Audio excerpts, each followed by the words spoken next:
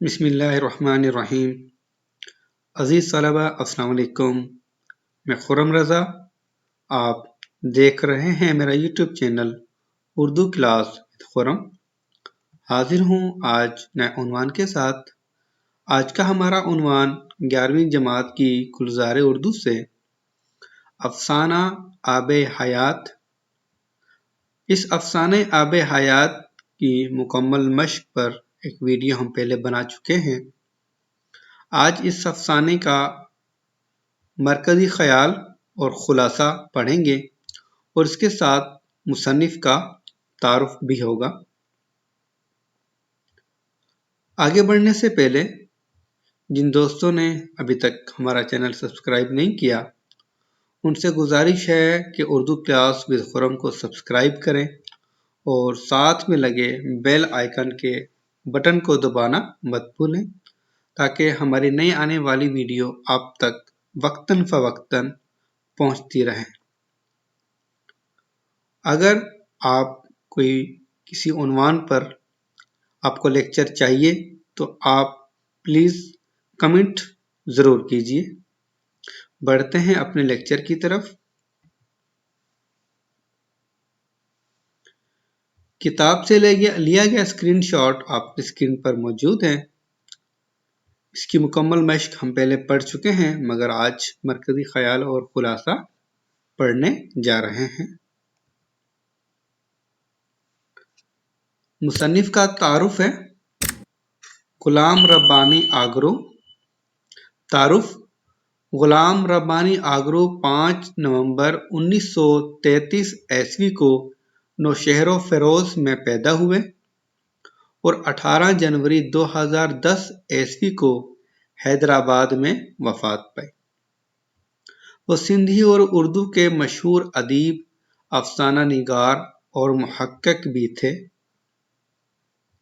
1976 عیسوی میں وہ سندھ یونیورسٹی کے پہلے وائس چانسلر مقرر ہوئے۔ حکومت پاکستان نے ان کی ادبی خدمات کے اعتراف میں تمغہ امتیاز اور صدارتی اعزاز برائے حسن کارکردگی عطا کیا۔ ان کی تصانیفیں سندھ کے بچے، جیسے پھول گلاب کے، آب حیات، سندھ کے دریا، میدان اور پہاڑ، یہ تھا مصنف کا تعارف۔ بڑھتے ہیں اپنی اگلی سلائیڈ کی طرف۔ مرکزی خیال ہے، اس افسانے کا مرکزی خیال یہ ہے کہ انسان کے لیے ہمیشہ زندہ رہنا ممکن ہی نہیں۔ ٹھیک ہے کہ انسان ہمیشہ جو ہے وہ زندہ نہیں رہ سکتا، اور وہ ایک خاص عمر تک ہی زندہ رہ سکتا ہے۔ جتنی کسی انسان کی عمر ہوگی وہ وہاں تک اس نے زندہ رہنا ہے، جو خدا کی طرف سے اس کا ایک مقرر وقت ہے۔ کیونکہ سب نے موت کا مزہ چکھنا ہے، زندگی کے اس مخصوص وقت میں انسان اپنے اخلاق کی بدولت انسانوں کے دلوں میں جگہ بنا لیتا ہے۔ کیونکہ موت انسان کو ضرور مار سکتی ہے، مگر اچھے اخلاق والے انسان ہمیشہ زندہ رہتے ہیں۔ یہ ضروری نہیں کہ صرف خضر اور الیاس کی طرح آب حیات پی کر زندہ رہا جائے، بلکہ شہزادے مہران کی طرح اچھے اخلاق اور نیک کردار اپنا کر ہمیشہ کے لیے امر ہو جانا بہتر ہے۔ یہ تھا اس سبق کا مرکزی خیال۔ بڑھتے ہیں سبق کے خلاصے کی طرف۔ خلاصہ ہے: ڈھلتی شام کے وقت نہانے کی غرض سے دریا پر پہنچا تو سرخ شعاعوں کی وجہ سے پانی سونے چاندی کی طرح چمک رہا تھا۔ ٹھیک ہے، سرخ شعاع مطلب کہ جب سورج غروب ہو رہا تھا اس کی وجہ سے چمکتے پانی کی سطح پر چھوٹی بڑی کشتیاں تیر رہی تھی۔ ایک مچھیرے سے کہا کہ مجھے کچھ دور جانا ہے۔ کہنے لگا سائیں آ جائیں بسم اللہ، تو میں پھلانگ کر کشتی میں سوار ہو گیا۔ میں نے حیرت سے پوچھا کہ ابھی ساون بھادو بھی نہیں، پھر بھی دریا میں اتنا پانی ہے؟ مچھیرا چپو چلاتے ہوئے بولا، ٹھیک ہے، چپو جس کی مدد سے کشتی چلائی جاتی ہے، بولا سائیں سخت سردی میں بھی یہ دریا خشک نہیں ہوتا، یہ سب نام کی برکت ہے۔ آپ پڑھے لکھے ہیں، ان باتوں پر یقین نہیں کریں گے، مگر ہمارا عقیدہ ہے کہ مہران سندھ کے ایک بادشاہ کا نام تھا، اس کے نام پر دریا کا نام مہران رکھا گیا۔ شہزادے مہران جیسا سخی، رحم دل اور عقل مند کوئی دوسرا پیدا نہیں ہوا، اور نہ ہی اس جیسا حسین و جمیل کوئی دوسرا ملک میں تھا۔ ایک دن شہزادہ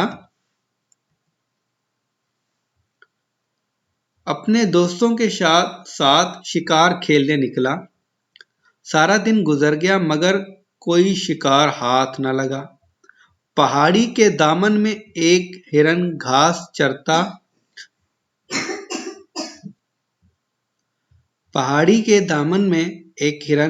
چرتا شہزادے کو دکھائی دیا اور اس نے اپنا گھوڑا ہرن کے پیچھے لگا دیا۔ پھر شہزادے نے نہایت مہارت سے نشانہ باندھ کر تیر پھینکا جو سیدھا ہرن کی ٹانگ پر جا لگا اور وہ وہیں ڈھیر ہو گیا۔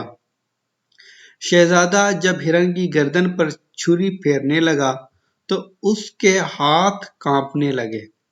یہ دیکھ کر ان میں سے ایک نے ہرن کو ہلال کیا، پھر شہزادے کی طرف دیکھ کر کہا جب لوگوں پر چھری چلتی ہے اس وقت تو آپ کو جنبش تک نہیں ہوتی، آج ایک جانور کو ذبح کرتے ہوئے اتنا ڈر؟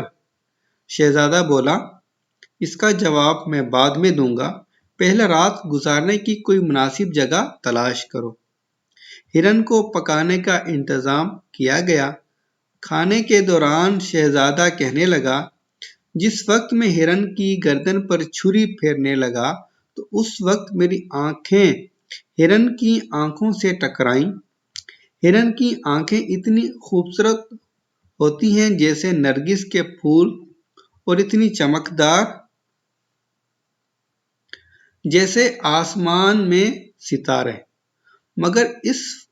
مگر اس وقت جب چھری ہرن کی گردن پر تھی تب اس کی آنکھوں میں نہ تو نرگس سے پھولوں جیسی خوبصورتی تھی اور نہ ہی تاروں جیسی چمک۔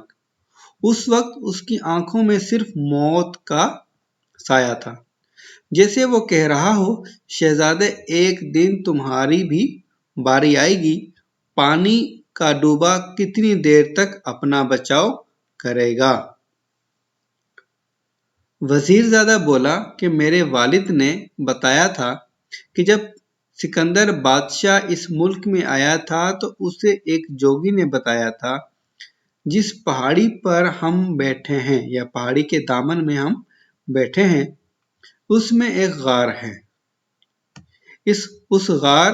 اس غار میں ایک چشمہ ہے جس کا پانی کیوڑے کے شربت کی طرح خوشبودار اور شہد کی طرح میٹھا ہے۔ کیوڑا ایک پھول ہوتا ہے جس کی خوشبو نہایت عمدہ ہوتی ہے۔ اس کے 2 گھونٹ پینے سے 100 برس کا بوڑھا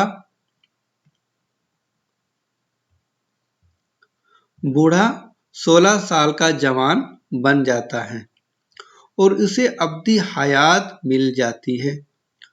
اس پانی کا نام آب حیات ہے۔ جوگی کی بات سن کر سکندر بادشاہ نے بھی آب حیات پینے کا قصد کیا یا ارادہ کیا۔ خضر اور الیاس کو اپنے ساتھ لیا۔ جوگی کی ہدایت کے مطابق چاند آسمان کے درمیان آ جانے تک پہاڑی پر گھوڑا دوڑایا۔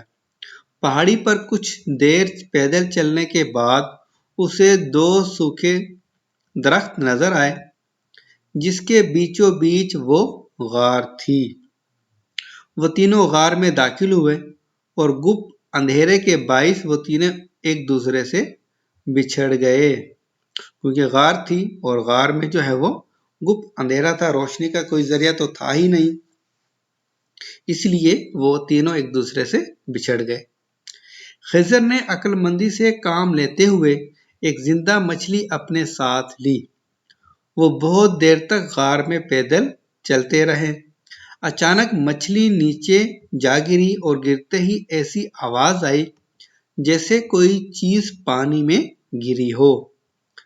آگے دیکھا تو آب حیات سچے موتیوں کی طرح چمک رہا تھا۔ خضر نے آب حیات پیا اور اتنے میں الیاس بھی گرتا پڑتا پہنچ گیا۔ ٹھیک ہے، یوں دونوں نے سیر ہو کر، مطلب کہ پیٹ بھر کر کہہ لیں یا رج کر کہہ لیں، آب حیات پیا اور ابدی زندگی حاصل کی، اور سکندر اندھیرے میں دھکے کھاتا واپس چلا آیا یا چلا گیا۔ تو دونوں نے، خضر نے اور الیاس نے، وہ پانی آب حیات پی لیا۔ جو سکندر تھا بادشاہ، اس کو آب حیات نہ مل سکا اور وہ ویسے ہی واپس چلا آیا۔ وزیر زادے کی بات پوری ہی ہوئی تھی کہ شہزادہ بھی آب حیات کی تلاش میں نکل پڑا۔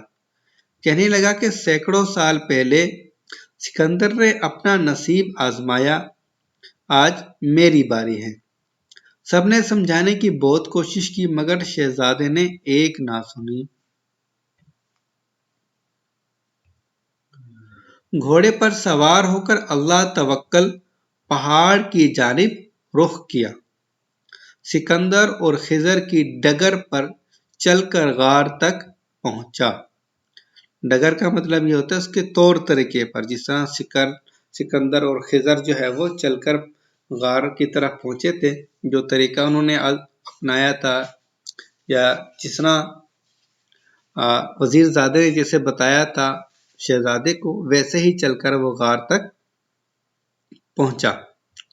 غار کے منہ سے گھاس پھوس ہٹا کر اندر داخل ہوا۔ اندر اتنا اندھیرا تھا کہ دلیر انسان کا کلیجہ پھٹ جائے۔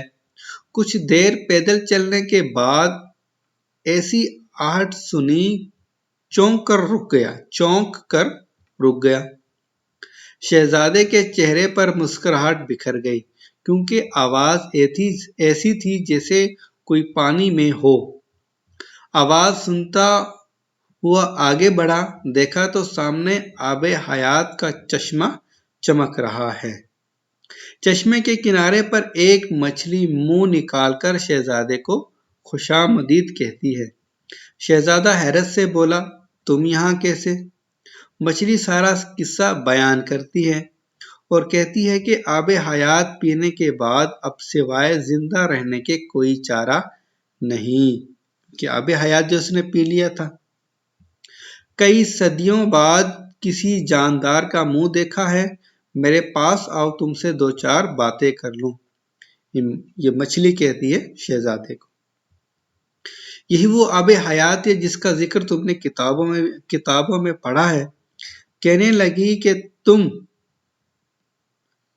تم یہ پانی بالکل مت پینا، اس کے 2 گھونٹ تمہیں ہمیشہ کے لیے موت کے ذائقے سے محروم کر دیں گے، اور اس کا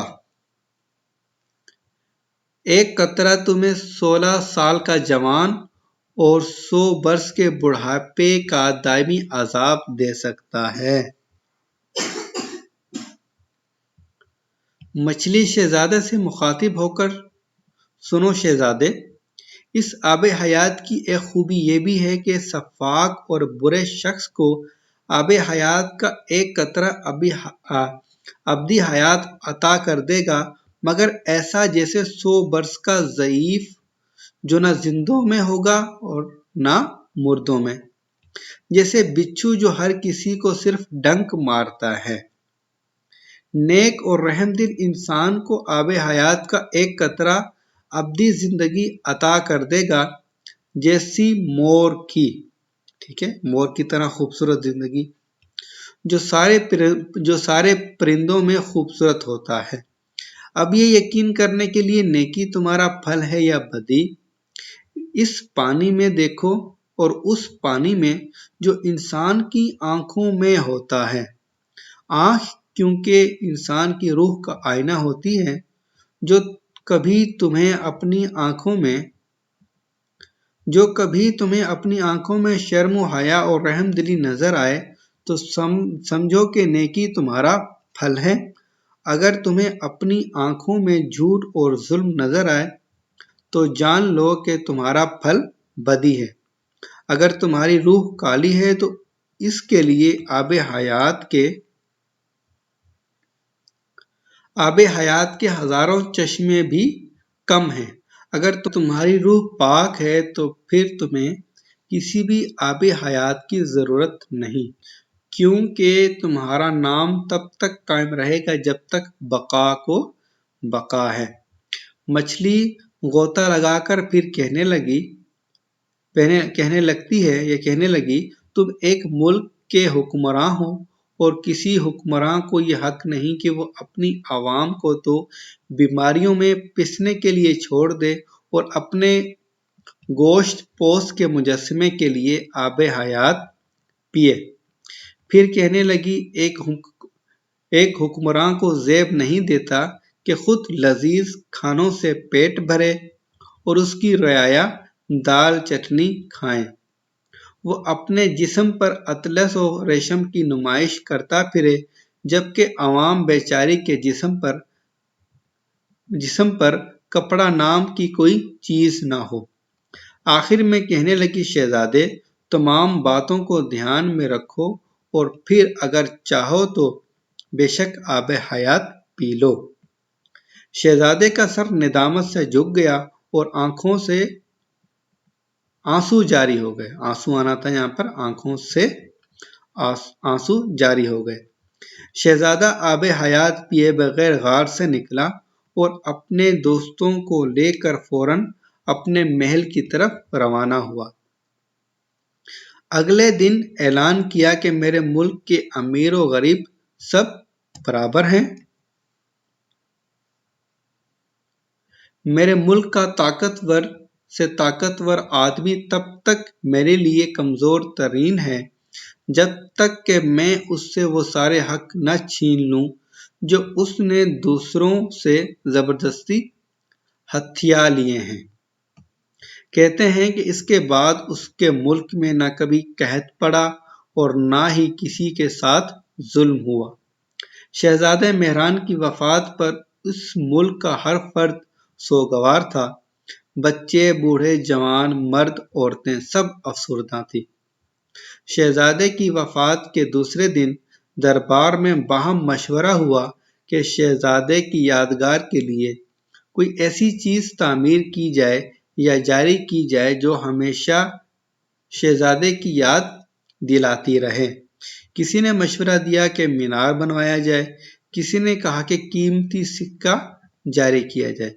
ایک عقل مند بزرگ نے کہا شہزادہ مہران ہم سب کے لیے رحم و انصاف کا بادل تھا، ہمیں چاہیے کہ کوئی ایسی چیز اس کے نام سے منسوب کریں جو ہم سب کو زندہ رہنے کا باعث ہو، جو قائم و دائم ہو، اور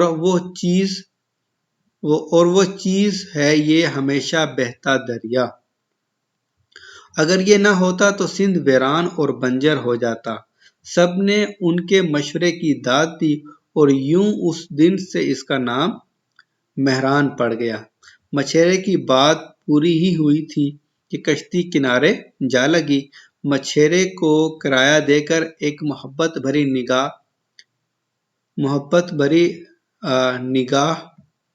مہران پر ڈالی، یہاں پر مہران آنا تھا، مہران پر ڈالی جس میں آب حیات ٹھاٹھیں مار رہا تھا۔ تو آج کا لیکچر ہمارا یہاں پر ختم ہوتا ہے۔ امید ہے کہ آپ کو ہماری یہ ویڈیو پسند آئے گی۔ اگر آپ کو ہماری یہ ویڈیو پسند آئے، لائک کیجئے گا، کمنٹ کیجئے گا اور شیئر کیجئے گا۔ جن دوستوں نے ابھی تک ہمارا چینل سبسکرائب نہیں کیا، ان سے گزارش ہے کہ اردو کلاس ود خرم کو سبسکرائب کریں اور ساتھ میں لگے بیل آئیکن کو دبانا مت بھولیں۔ شکریہ۔